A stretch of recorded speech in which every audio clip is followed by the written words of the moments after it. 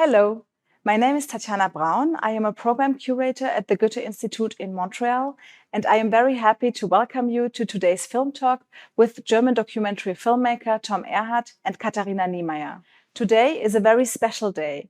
It's October 3rd, the German national holiday, which also marks the day of the German reunification in 1990, 1 year after the fall of the Berlin Wall in 1989.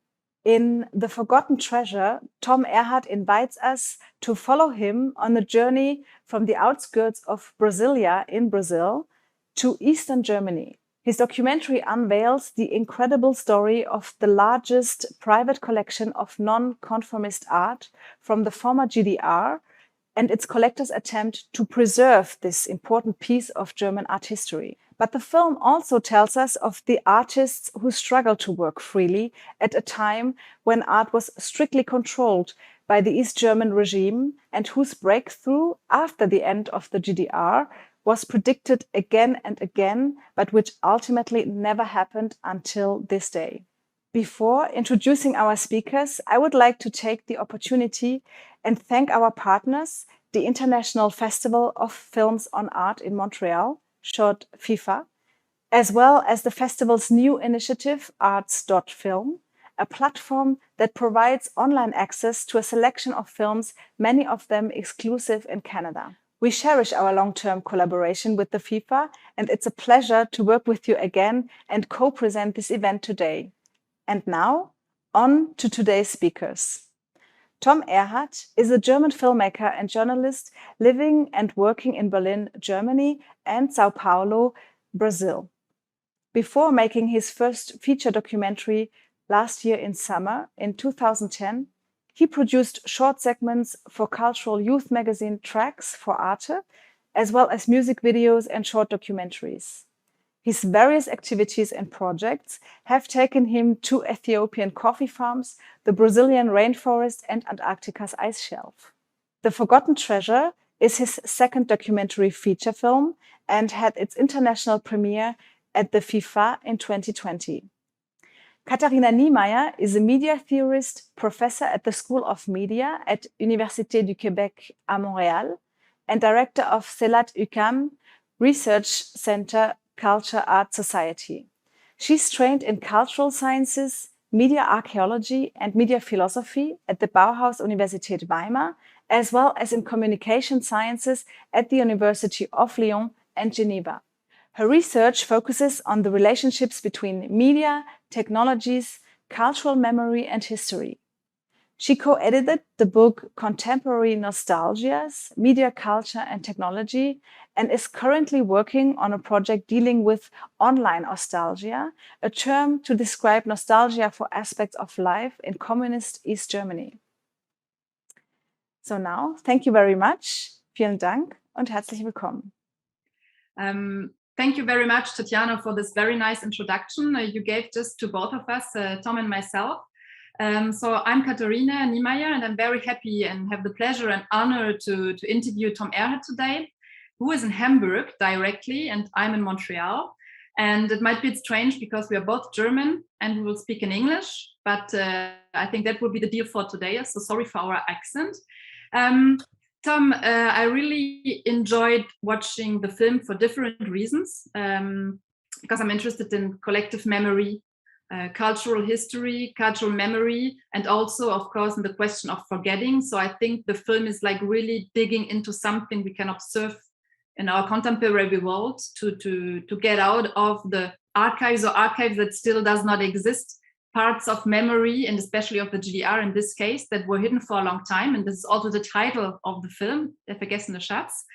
I think maybe the viewers of the film here at the Goethe-Institut and within the festival, they might still be interested in how in 2014 really the whole project came up in Brazil. I know that it was at this time with the German-Brazilian connection, but I think it would be nice just in the beginning to go back to where all began.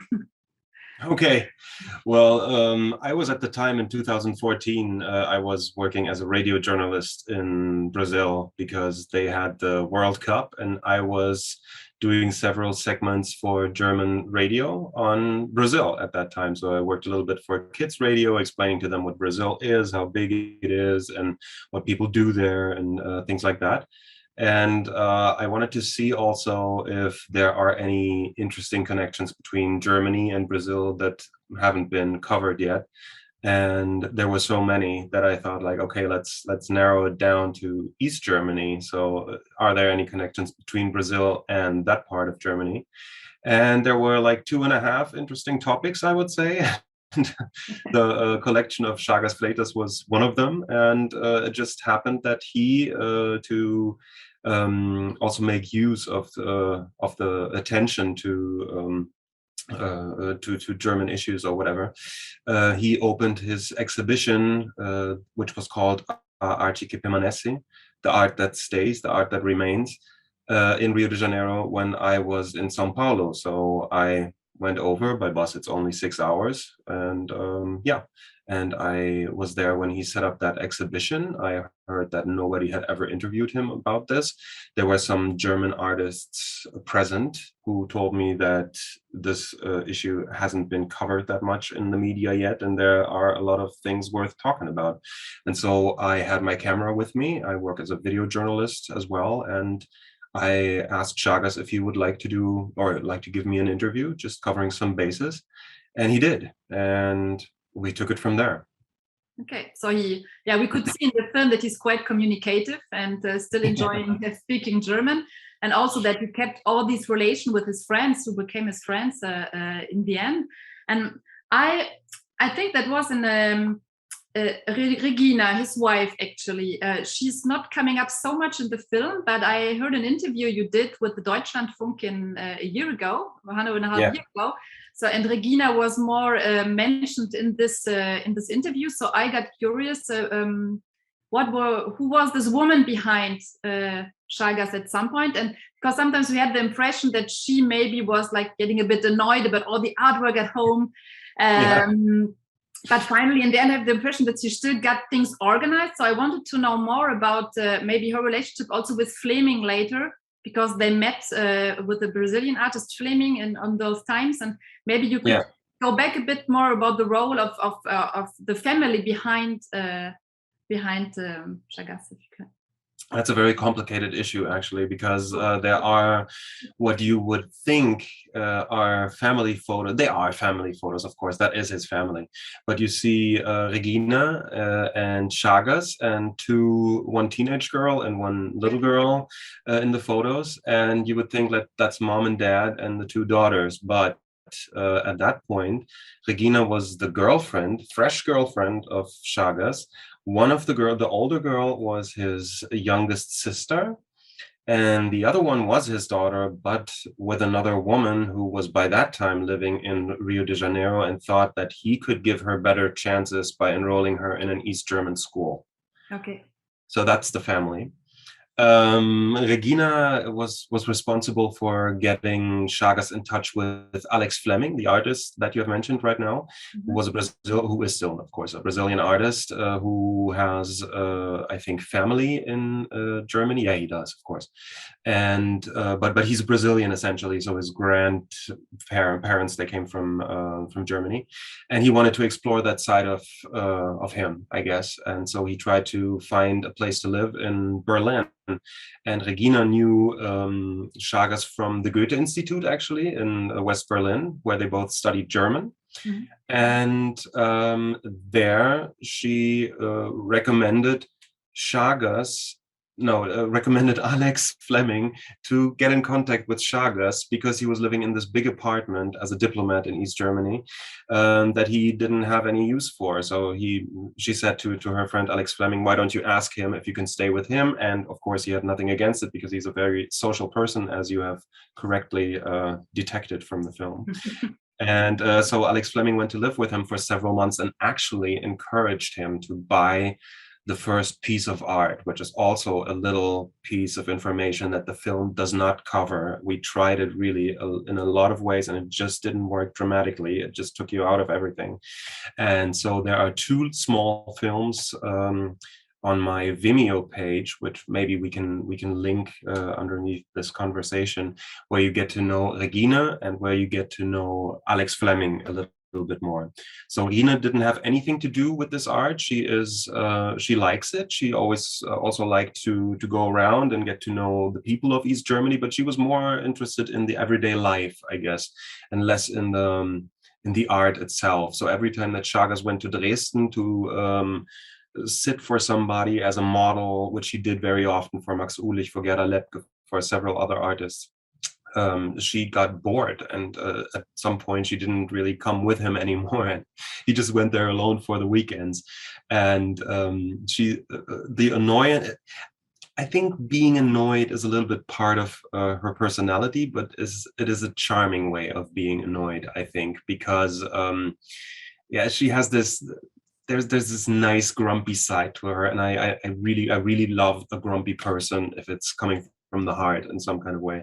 And in the small film that we might be able to link here, she also says that every time that Chagas meets somebody now in Brasilia, he takes that person to the apartment and treats the apartment like a museum. And she's always saying, like, this is not a museum, I live here. And the one thing that Regina really wishes for, and once Chagas retires, is that she's been begging him for it for decades now, I think. She wants to have one white wall in the apartment. He hasn't granted her that wish yet. It's all full of art. Even the bathroom, even the kitchen. That won't happen, I guess. No, I don't think so. That would have been one of my last questions for the interview, but I think it just connects. Sorry. Just saying, oh, it's perfect. It was just connecting what you said about his house became the archive or the museum of this part of art, and it comes out of the. It comes out of the film, of course, but also I could find that the next exhibition will be at the end of the year in Germany, in Cottbus, at the Brandenburgisches Landesmuseum für moderne Kunst, from December to February. And I wonder, since, is there an idea of a restitution still to Germany? Did things go forward since Cottbus, or when Cottbus will be done? Because Chagas is talking about it, that the current situation in Brazil is very difficult, and I think it won't get better for restoration or preservation of arts and culture in general. It's also what I hear from a lot of colleagues in Brazil currently. So I wonder, is there any news? And I think I asked the question for all the viewers of the film also, since this, because it was always in the air, he wants to bring it back to Germany, but is there anything news about it? Yeah. Well, the exhibition that is opening now in December was originally supposed to open last year in November. Then a little thing called COVID happened, and it was postponed to open in May, and then that was postponed again and again. So the original idea was to open it last year and to use this exhibition as kind of a business card, I guess, to get in contact with foundations or whatever. There are sometimes these kind of art sections of banks or large corporations or anything. And I think the idea is to do this exhibition now and then use it to get in contact with these institutions and try to see if somebody is interested in taking over the whole collection, and if they are, to also check out how they plan to work with it. So this is still a plan. Yeah, that is still a plan, but it didn't move forward too much because Cottbus was supposed to be the kickoff for that, and it just hasn't happened yet. And it would have coincided perfectly with the film, but well, what can you do? So I think that Chagas will get in contact with lots of people when the exhibition opens, and I think he will be there also for the inauguration. Because it's quite surprising that the German state did not show any interest. That comes out in the film too. So not in the way that we could have expected, or you could have expected, I guess, which is quite surprising when you see the artworks in the film. I think I was a little bit naive at the beginning, that I thought this art has to be interesting to to German institutions, to I don't know, politicians or whoever is supposed to take care of that cultural institutions. But the thing is that this art was never really able to establish itself because after the fall of the wall, as the film also says, the museums were, well, everything went into the archives, and the museums were stacked with art from the West because the people who took over the leading positions in the museums, they thought, oh, let's give them what they haven't seen for so long, but everything else got stashed away. And so it never really entered the museum sphere, so to speak, in that time. And also because there were so many new artists, it was something that the art market in large parts completely rejected. All of these artists, or most of them, went to the same schools as people like Gerhard Richter and Georg Baselitz. A lot of the people in Schager's collection were close friends with A.R. Penck, who became really famous after he emigrated to West Germany in 1980, I think it was 79 or 80. And so gallerists from West Germany were reluctant to take these people on because they also knew in some kind of way that they were, they had a similar quality to their work. And they just didn't want to ruin the prices of their clients. And so, yeah, that was kind of kept out of the art fairs at some point, where gallerists were told, if you come back next year with this many East German artists in your portfolio again, that will be the last time you will be accepted here. And a lot of gallerists said then, okay, then I'm going to take out these East German artists from my portfolio and just, have like maybe one or two, and the rest of them are artists from the West. And so this art still has some kind of maybe nostalgic value to some people. Some people understand it as a cultural heritage, which it is, but it's really, really weird because even the archives of bigger museums, they are full of East German art, but people haven't learned how to distinguish between not official and unofficial. Is always, this binary thinking doesn't really work, but I think conformist and non-conformist kind of nails it better. They have never learned to distinguish between these two sides, and so everybody thinks when you do an exhibition with East German art, you just show whatever you have in your archives stashed away. But in East Germany, the museums didn't collect these non-conformist artists, or only like one or two pieces. And Schager's collection is special because you can really see how artists evolved, because he just went through their archives and said, I want this, I want this, I want that, I want that, and only because he liked it. And so this is why his collection is very, very special.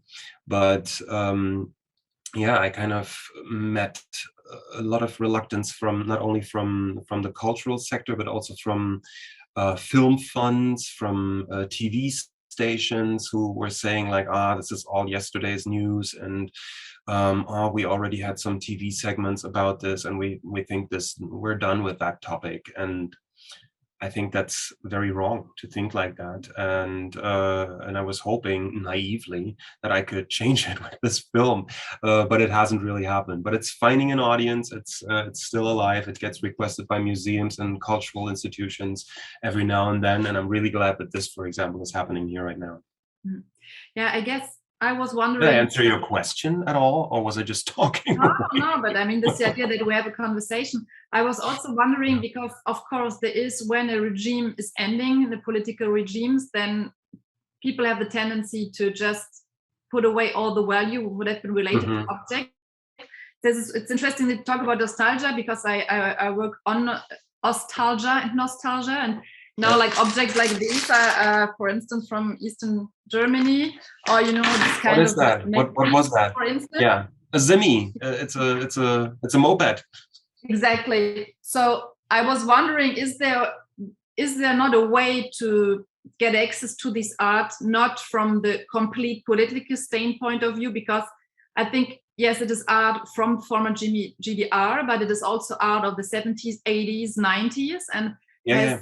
Maybe in Cottbus it will be the approach, not to say that was before, that was after, that was counter, that was against, or that was within the regime. Maybe there could be a new way also in art history and people working in cultural memory to get another access to it and more be about the personal style of the artist, etc. Did you have this conversation with Chagall, or not at all? Yeah. Could you narrow down that question? I don't know where to begin. No, I wonder if Chagall at some point, well, he is completely obsessed and passionate with it, and he bought it like he's not an art historian, and we know that he became a collector. That's it. Quite in opposition to the GDR regime because he could buy it. He had money, and I mean, there could be also a lot of people envy him because he could buy this art. I mean, he had an behavior which was more a Western behavior than an East behavior. To be obsessive and buy. So I wonder if he at some point tried to reconcile the idea that this art could have been find an interpretation that is not always related to socialist art or this is not socialist art. You know what I mean? Yeah. I get it. I think he has found this effect a lot when he's exhibiting this art in Brazil, because he talked about the effects of this art there, and a lot of the artists that are in this collection, they have spoken favorably about the exhibitions in South America because they find it really refreshing when they come there to the openings of the exhibitions, that it is only considered as German art there. There, nobody really cares if it's before the fall of the wall or after, or it's considered German art, and German art is a thing all around the world. And if you don't know where exactly it's coming from, and even if you don't really know when it has been made, which is mainly for the most part interesting for art historians, then it's just something that you can look at and you see the quality and you can decide if you like it or not. The whole ideology is not part of this. But once, I'm sure when this exhibition opens here in Cottbus, it will be a very different story here again, because there are always these kind of things like who is hanging next to whom, and everything, you know, even the way that you hang the art has to kind of match the political relations in between the artists themselves. And I don't see it for a long time that this will be brought together as one art history. And but one thing that I really liked about it, because also one of the cliches is that artists from East Germany only copied what they saw from the West, because they didn't have like all the freedom and all the influences and stuff. There's one artist that I like really, really a lot, and I'm shooting with him again tomorrow for a short film. Is Klaus Denhardt. And Klaus Denhardt at the beginning of the 70s did things that I would say you could put next to Andy Warhol, or he really did pop art. And some of the techniques that he was using, especially when he used stencils and silk print, those are things that, in the way that he did it back then, are only reappearing in, at least in Berlin, I saw it like that, have been reappearing in Berlin in the last 10, 15 years. Nobody's, saying like, I do this because Klaus Denhardt did this in the 70s, but he was, thinking forward in this time and establishing a kind of language visually that was only, becoming more popular decades after that. So there have been innovations also in East German art, but I have no idea how to start this to get this recognized, and how to integrate this, not integrate this, but how to join the two parts as one art history, because I think there's a lot of opposition to that. So yeah, maybe the opposition is what it makes interesting. I think maybe at some point, if one day it would be possible already to really get into the collection, take a picture of each painting, of each artwork, and really like getting into like a sort of classification could at least help already to say what is there. And because it still seems like a collection that is not completely in a typology or anything, but that would be very interesting, I guess, and might help also to understand the ambiguous relationships between how can we classify this art, which is like a first reflex people have when you go back into the archives or in art history and history in general. And I wondered, after the film, did any new artists, new in brackets, contact you and said, "Oh, I was also an artist and nobody ever talked about me"? But did this like have like a sort of an effect on other people, or what in general were the reactions of the artists who participated in the film? Did they like the way you depicted the whole thing? Or? Well, there weren't any artists that approached me and said like, "Oh, I know nobody ever recognized me." In East Germany, all of the artists had to be in the Artists Association. So on a local basis, all artists knew each other, and so they also, when I was working on the film, they tried to connect me with basically everybody else. It was I really did a lot of interviews and wrote even more with more people. I just wrote emails and things, and I think the sentiment afterwards, I mean, the artists are artists. The ones that were in the film really liked the film. You know, the ones that were not in the film were kind of, well, a little upset, some of them. But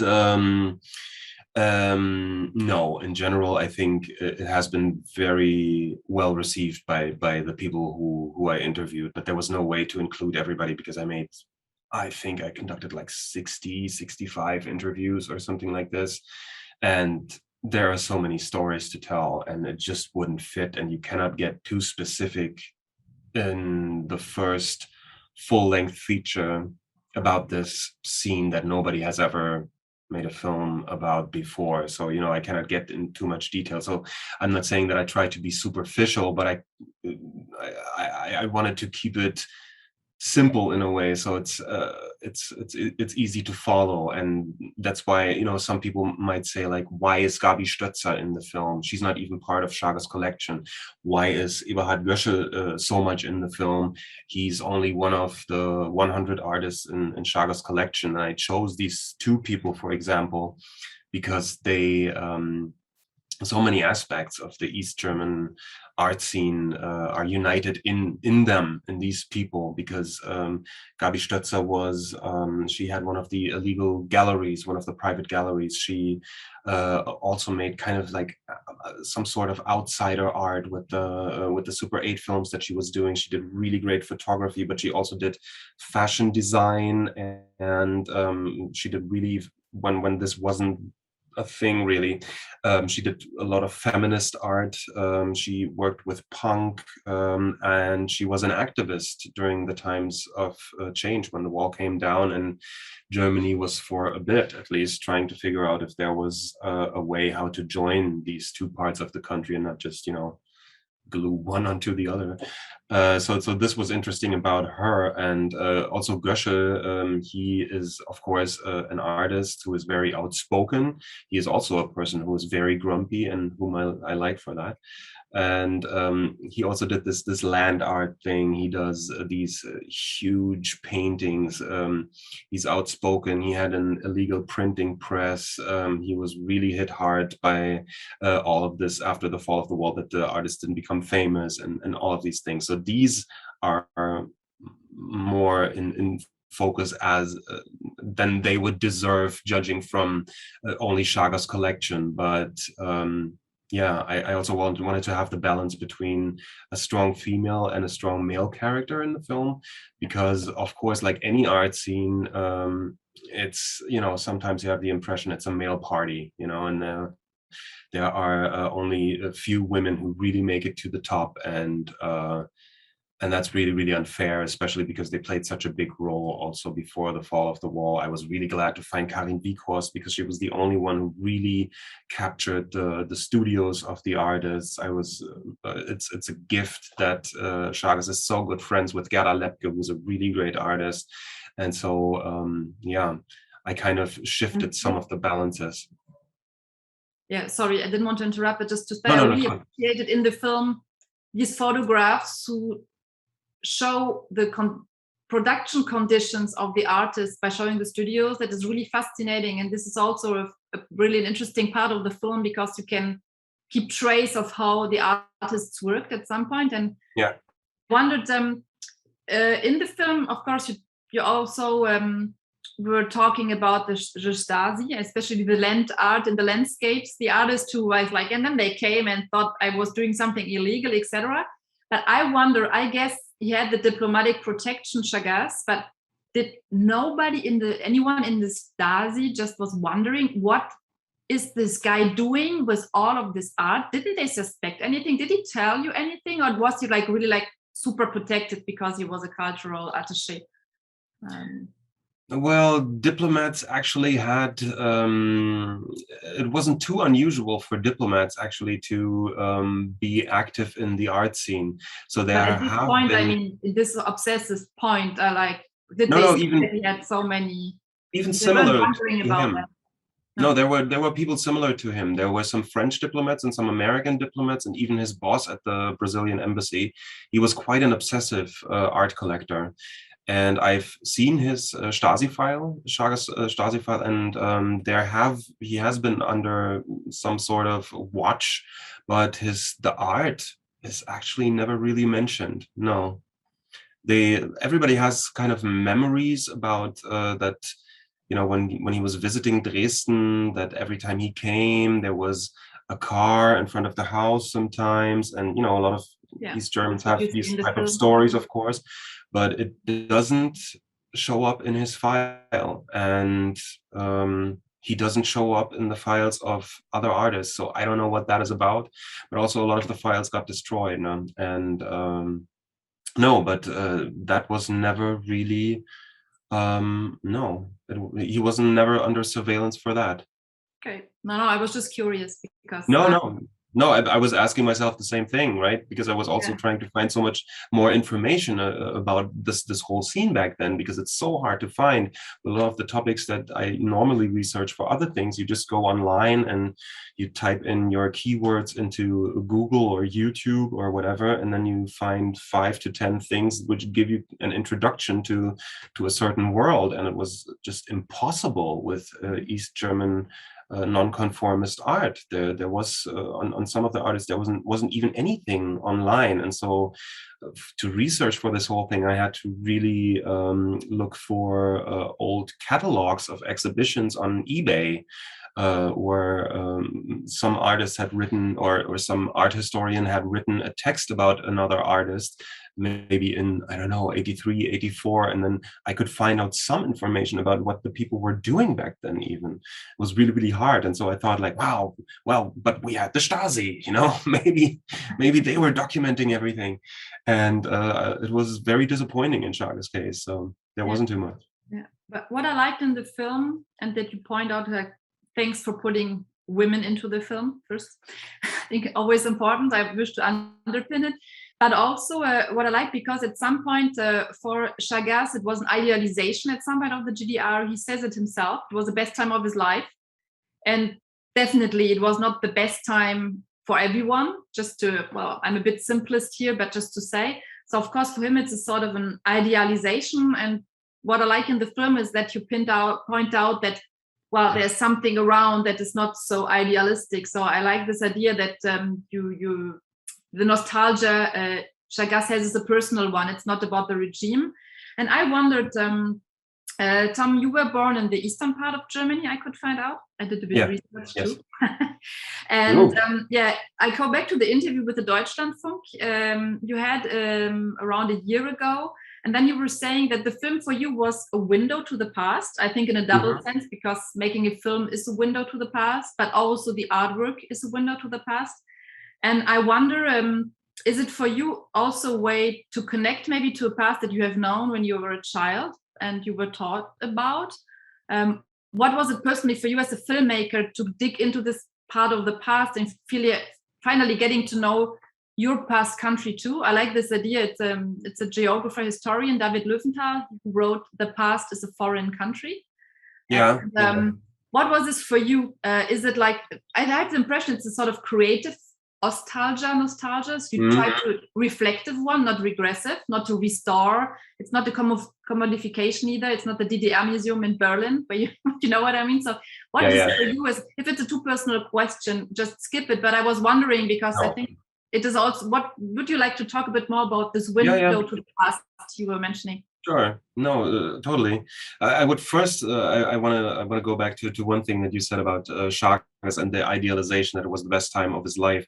This is not only because he was having such a great time with the artists or whatever. Chagas comes from a very, very humble background. I think the first 7 years of his life, he was running around naked in the forest, really, because his family comes from very poor background. His father was how would you call it, that a caoutchouc farmer or something, who was like getting the stuff out of the trees that you make tires of or whatever, maybe people have an idea. And so he was just a very smart kid, and only by coincidence he came into a school. Then he came he got his high school diploma. Then he went to Brasilia and studied, and then he came to Europe. And this all happened, of course, in a very short amount of time, as everything when you're young. No?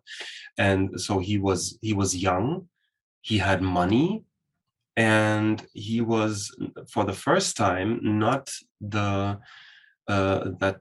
stupid jungle kid who somehow now gets to play a part.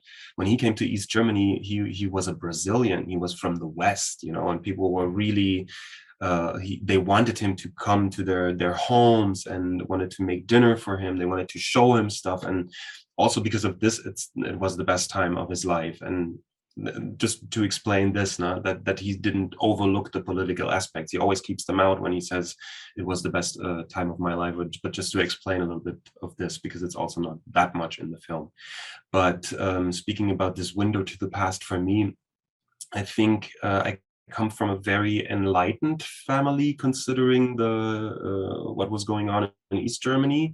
My parents always told me what the Stasi is, what I can say in school, what I shouldn't say in school, and they trusted me from a very early age. So one of the friends of our family, he had a printing press in the basement, and he was reprinting these kind of underground fanzines that also played a part in bringing down the wall at some point.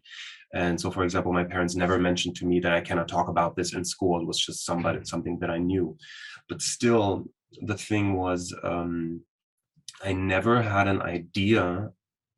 Well, let's say that a childhood in East Germany was basically cool, because it was a country that really put a lot of their attention into the children, and just got really problematic once you got to join the youth organization, the FDJ, the Freie Deutsche Jugend, and everything onwards was problematic. But I never saw that, I never was a member of the FDJ, and I always asked myself, what would have been my place in that country had the wall not come down? What could have been my scene? Where could was there a scene that existed where I would have thought, yeah, I kind of feel good here? And this was the first time that I thought, I think this might be the one. I think it existed, and that was it. And so I really obsessively started to throw myself into this film and this topic. And even when nobody wanted to fund it, no broadcaster wanted to support it, I at some point thought, like, no, screw you, this is important. I'm gonna do this, because a lot of the times, and this is going maybe into a general direction of film funding also, or how broadcasters treat certain topics, you meet them at these film markets, or you can also contact them by email and stuff. And sometimes they have the impression that they are the ones who will decide if you make a film or not. And at some point I got so angry that I told one of them, you are completely mistaken. I'm not asking you if I can make this film or not. I'm offering you something, and I'm giving you the chance to be part of it. So are you on or are you not? And if you're not, that's fine. I'm still going to do my film. It's going to be a little bit cheaper, but you're not deciding about that. And so this was something I think that grew inside of me, and a certainty that you have to treat every topic like this. If it's important to you, you have to follow it. And if at the end it's not a big budget blockbuster, so be it, but you did it, So I'm so sorry, this sounds really self-righteous, but no, but I guess it's a problem of a lot of artists, filmmakers, because of course there's a thorn in my side. You can feel it. No, but I completely get the point, and it's a bit the same in research at university too. But I wonder, within my research, I could meet a lot of people who have our age and who were also born in the former GDR. And there's one who's Mark Peterson, who created the DDR-Reklame, which is a GDR advertising. Because he was talking to a friend in a bar from the western part of Germany, and the person was asking, well, did you have advertising in the GDR? Because I have never seen GDR advertising. So he said, well, of course. And then he started to find posters, adverts, etc. And it became like a sort of collection, which is online now, and people contribute, they scan. And this is also a part of the objects are lost if nobody keeps them, because they're not reproduced. Yes. The brands, most of the brands disappeared, or some brands who maybe came up again did not have the same value because the regime changed. So it's also part of the idea of this authenticity, and not in the idea of, oh, I'm so nostalgic, everything was better before. That's not at all the point. That's not what I'm saying. But within the idea to say a lot of things just got lost, because after the fall of the Berlin Wall, things were thrown away. It had no value anymore. In the western part of Germany, things and objects of everyday life are not seen at the same way. So a lot of things got lost. And we know that collectors in the end recreated what is today also the DDR Museum, and there are little DDR museums everywhere. So of different qualities, you have to say also. Exactly. Some of them are really good and some of them are really crappy. But that points out the problem of the idea of loss.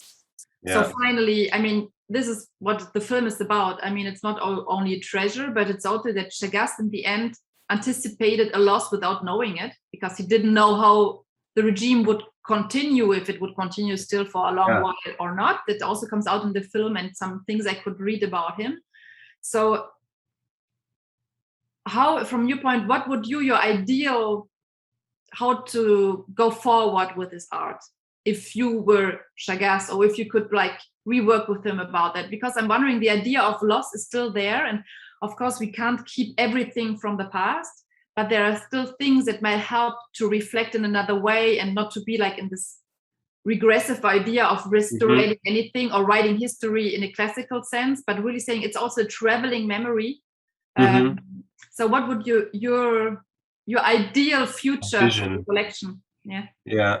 It would also be my last question. So. That's fine.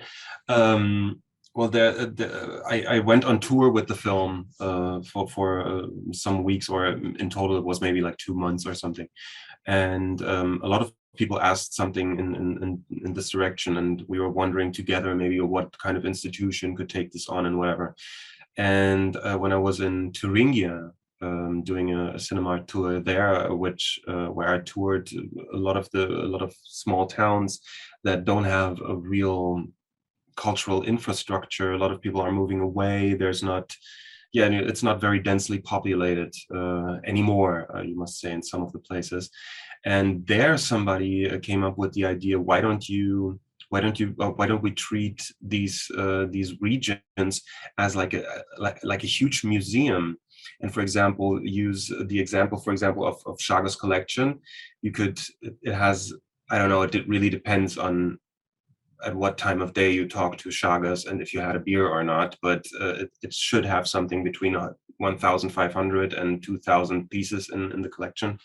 So you could really just put like everything that he has from Max Ulich in one of the towns, or you could put like all of the I don't know, the graphics from the first 5 years of the 80s in a certain place, and kind of give people the opportunity to travel not only through his collection but also through the places that he visited or something. So I kind of like this idea that you could split the collection over several small houses and not just one museum where you go there and then you think like, okay, now I saw it, but maybe something that you would have also to spend 2 or 3 days or maybe even more to see it all, and you have to visit different places for that. So to also give it this kind of the traveling aspect that he had in collecting everything. And I thought that was very beautiful. And I think there would be a possibility to also not just work with his collection, but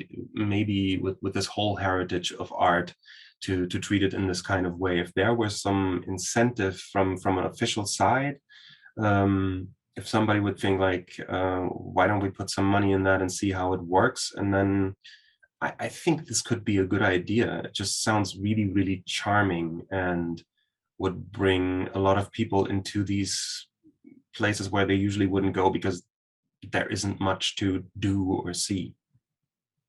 Yeah, so it would be less an artificial way of putting everything together in one place, but more or less saying then, while going from one collection or one artist to the other, you also travel geographically in Germany, which would be really interesting.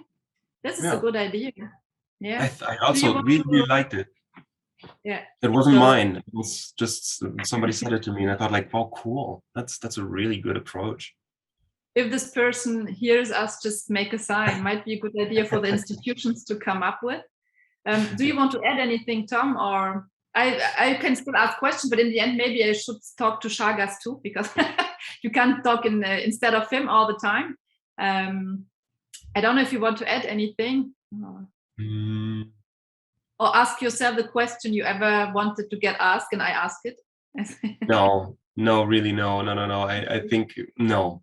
There isn't such a thing that there's this question that I would like to be asked about this whole thing, because I think I answered with the film. I answered all the questions that I wanted to answer for a large public, and everything that comes up in an interview like now is relevant, beyond what interests me. And I like to talk about it, but everything that I really thought should be out there is in the film or in the materials accompanying it, like the talk with Johannes Nichelmann at Deutschlandfunk or Deutschlandradio, ne? Deutschlandradio Kultur. And also in these two short films that kind of portray Regina and Alex Fleming. So I think, I think that's it. And I think this is also enough for people that they can decide which parts of it they find interesting, and then go out and look for the things that they care about most, and go and discover for themselves. Maybe this is one thing that I would like to encourage everybody who feels that there was something interesting to see. Go out. If you are ever in Germany, get in contact with these artists. They still love to receive people in their studios. They still sell out of their studios. Sometimes there are small exhibitions in small galleries, even in small towns, and there's a lot to discover, and it's still there. We will leave it here. It's a nice way to end, and maybe invite people to visit Germany and just to follow the steps you engage during your film. Thank you very much, Tom, and it was really nice talking with you about that. Might be other opportunities, and I know that Tatiana has some concluding words. So thank you very much also to all of you listening to us, and maybe see you soon. Yeah, and thank you for Goethe-Institut for making this happen. I really, really appreciate it. And Montreal has been really important for the film. So I also want to thank the FIFA, the Festival for Films on Art, for being the first festival in the whole world to accept this film. There was no German festival who wanted to show it. It was the FIFA who decided to give it a festival life, and it kind of went from there. So thank you a lot, and thank you for this opportunity here too. Thanks a lot for joining us today for this discussion, and thanks a lot to Tom and Katharina. If you haven't watched The Forgotten Treasure by Tom Ehrhardt yet, I encourage you to check out the film on arts.film. You can watch it for free throughout Canada until October 10th, 2021. To stay up to date on our upcoming events, I recommend following the social channels of the Goethe-Institut, the FIFA, and Arts Film. Thanks again, and have a good rest of your day.